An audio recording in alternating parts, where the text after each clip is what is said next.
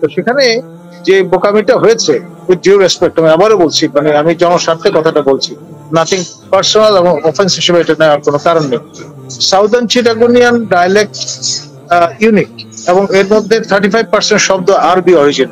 সেই জন্যই আমরা প্লেন ল্যান্ডের মানুষ ওই ভাষা বুঝি না, উপভাষাটা বুঝি না। কিন্তু যেহেতু আপনার professor Yunus son of the soil, তিনি চট্টগ্রামের ভাষা অনর্গল বলতে পারেন, এবং অশ্রাব্য কোনো শব্দ ব্যবহার না করে তিনি যে টানা বক্তব্যটা রেখেছেন, এবং তা যে টার্গেট অডিয়েন্স তারা কিন্তু মন্ত্রমুগ্ধের মতো শুনেছে এবং বুঝতে পেরেছে।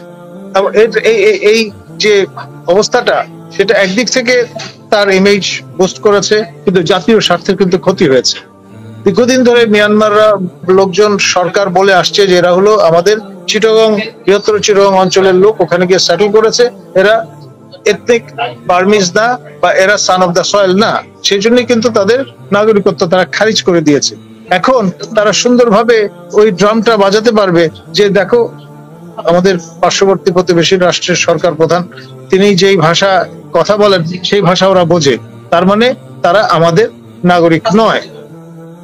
এই জিনিসটা খুব সুন্দরভাবে তারা কিন্তু মার্কেটিং করতে পারবে।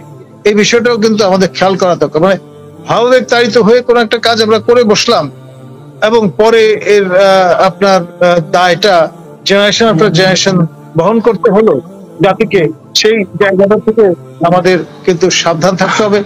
এই যে উপদেষ্টা বিন্দু, তারা মাননীয় প্রধান উপদেষ্টার অ্যাডভাইজার, এখন তাদের তো দায়িত্ব ছিল এই বিষয়গুলো সম্পর্কে তাকে সতর্ক করা, তাকে বোঝানো, তাকে জানানো। একটা মানুষের লিমিটেশন থাকতেই হবে। তিনি নোবেল লরেট কেন, আরো 10টা নোবেল প্রাইজ পান না কেন?